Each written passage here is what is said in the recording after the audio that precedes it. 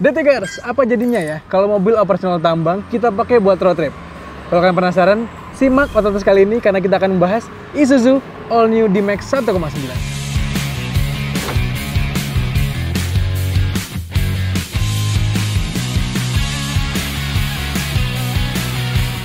Kita mulai dengan membahas mesinnya, teman-teman. Pastinya Isuzu D-Max yang kita tes ini pakai mesin yang sama dengan MU-X yang pernah kita tes sebelumnya, yaitu mesin diesel common rail berturbo juga dengan kapasitas 1,9 liter. Mesinnya ini kalau di MU-X dikawinkan dengan transmisi yang otomatis pada saat itu kita tes, kalau yang ini kita harus siap-siap jadi pekerja keras karena transmisinya manual 6 percepatan. Tapi jangan khawatir teman-teman, selama pengetesan kami ini ternyata kopling dan shifternya pun terasa asik dikendalikannya, jadi nggak berat gitu dan juga nggak nyusahin, jadi asik lah. Nah, karakter mesinnya kayak apa? Ternyata karakter mesinnya ini persis dan identik dengan karakter mesin yang juga pernah kami tes, yaitu MU-X. Mesinnya kalau kalian lupa, kami pernah kasih tahu kalau mesinnya ini adalah mesin yang kecil kapasitasnya, tapi tenaganya buas dan juga torsinya lumayan besar di tarikan bawah, teman-teman. Memang torsi dan tenaganya ini nggak sebesar rival-rivalnya yang udah pakai mesin di atas 2000 cc, tapi ini lebih dari cukup menurut kami. Dan mesinnya ini, satu keluhan kami adalah mungkin turbo lag-nya lumayan terasa besar di tarikan bawah, tapi ya kalau untuk operasional kantor atau di tambang atau bahkan road trip kayak gini pun yang santai gitu ya, rasanya itu nggak jadi masalah sama sekali.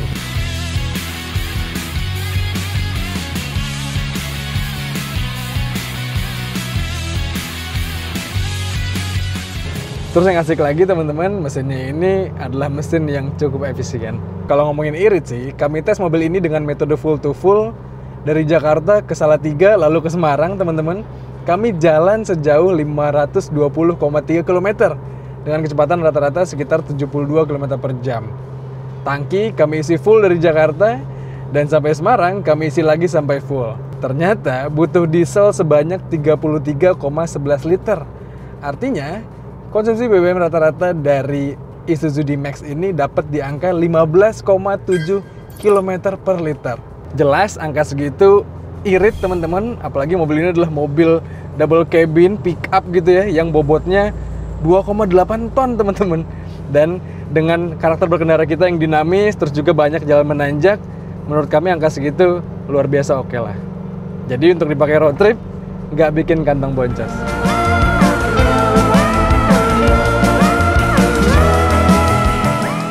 Nah, teman-teman, untuk urusan handling dan suspensinya berbeda dari MU-X yang pernah kita tes. D-Max ini terasa lebih laki, teman-teman.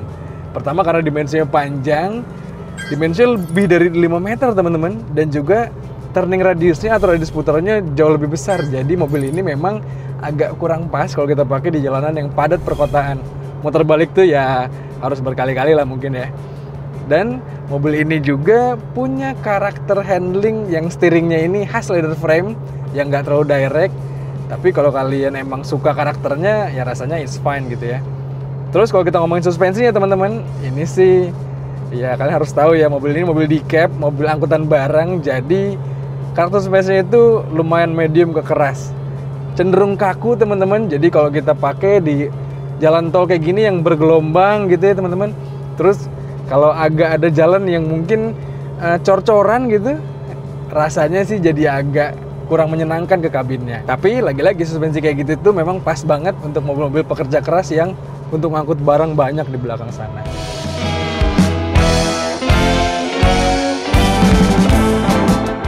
Nah teman-teman, sama kayak MX kemarin, D-Max ini juga pakai penggerak 4 roda, tapi full time-nya dia pakai penggerak 2 roda di bagian belakang. Dan kalau kalian pengen ganti ke ada 4H, 4L, kalian tinggal putar di sini karena ini shift on the fly, sama kayak MX kemarin. Jadi pengoperasiannya pun gampang. Dan asiknya lagi teman-teman, mobil ini tuh udah punya fitur differential lock.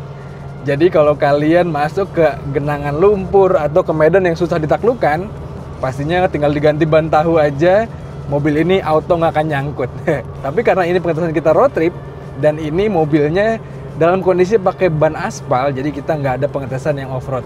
Walaupun kita juga masuk ke medan-medan yang sulit gitu ya, tapi nggak ada masalah sama sekali.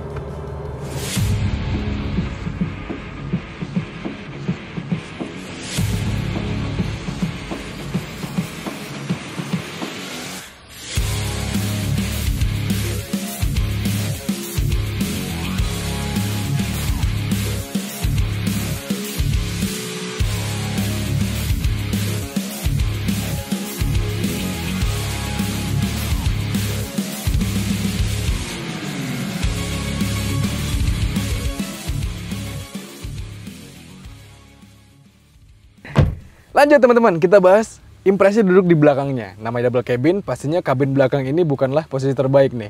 Selama pengetesan kami, memang posisi duduk di belakang sini tegak banget, kaku teman-teman. Dan juga ini fix joknya, jadi nggak bisa dimajuin, ataupun bahkan nggak bisa direbahin. Jadi ini fix lagi-lagi. Terus juga di belakang sini nggak ada armrest. Legroomnya lumayan lega. Untuk gue yang punya tinggi 15 cm di depan posisi mengemudi gue, ini cukup lega legroomnya. Sepatu bisa masuk juga ke dalam, tapi headroomnya ini lumayan sempit teman-teman.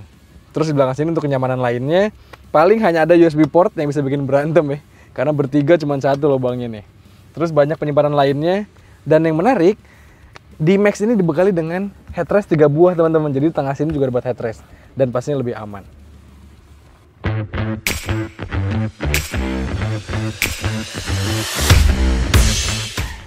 Nah, kalau ini adalah posisi untuk road trip ternyaman teman-teman, karena sebagai penumpang ini posisinya enak banget, bisa maju mundur pastinya ataupun bisa direbahin lagi.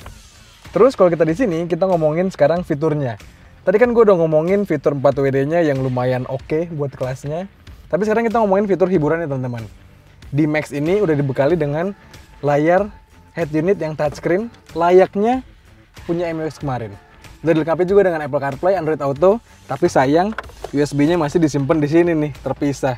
Kemarin kan kritik kita ke MU-X kan harusnya lebih rapi disimpannya, tapi ternyata dapat juga di D-Max kayak gini. Terus teman-teman untuk fitur keselamatannya, D-Max ini ya standar aja. ABS, EBD, brake assist ada, airbag cuma 2 buah di depan teman-teman. Terus mobil ini dia ada hill start assist-nya dan ada hill descent control. Jadi kalau untuk road trip ke tempat pegunungan, naik-naik ke tempat gunung gitu ya, rasanya lebih menyenangkan waktu ini.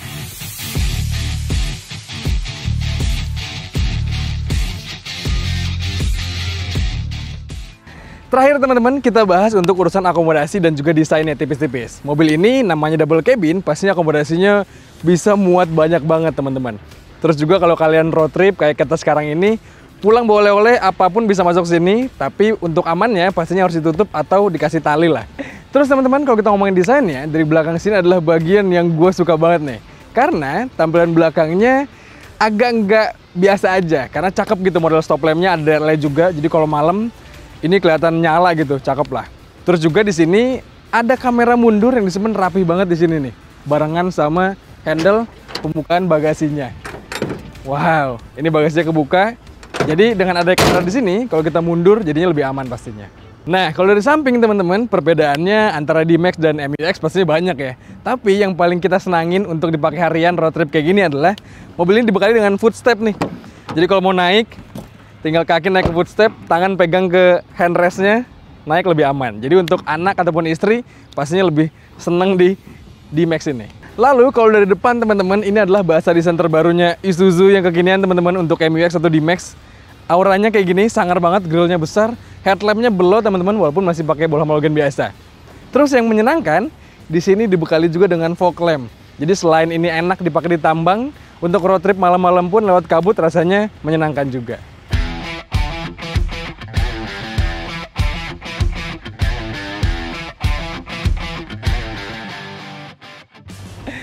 Well, Detikers, menurut kalian gimana? Kalau menurut kami, D-Max ini jadi paket komplit nih. Selain karena mesinnya irit dan tangguh, mobil ini bisa angkut apa aja dan 4x4-nya punya fitur yang menarik banget. Jadi bisa dibawa kemana aja. Jadi menurut kalian gimana? Kalau kalian punya pendapat apa soal mobil ini, coba kalian sampaikan di kolom komentar video kali ini. Dan seperti biasa, jangan lupa untuk baca ulasan lengkapnya di kanal Detik Oto. Dan juga tonton video dari kami di kanal Detik dan juga kanal YouTube Detik Oto. Kalau gitu sekian ya teman-teman, gue Wisnu pamit, stay safe dan bye-bye.